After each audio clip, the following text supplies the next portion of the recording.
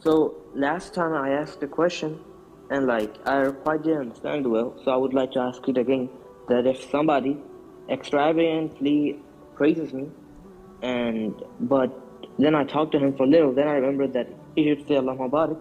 So I tell him that say Allahumm Barek, and he says it, but it was like a little late. And when I went to somebody else and like he said that you look different, and like maybe the effect was on me. But I went to other person, he said you look better than the past. So should I do Ruqiyah? No, you should not do Ruqyah.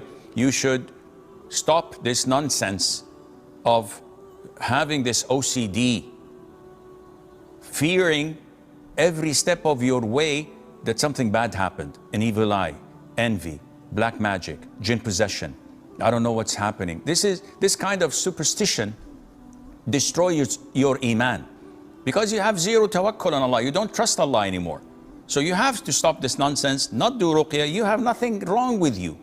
Why is it that you insist on falling sick? Because when you do, you will fall sick, though you're not sick.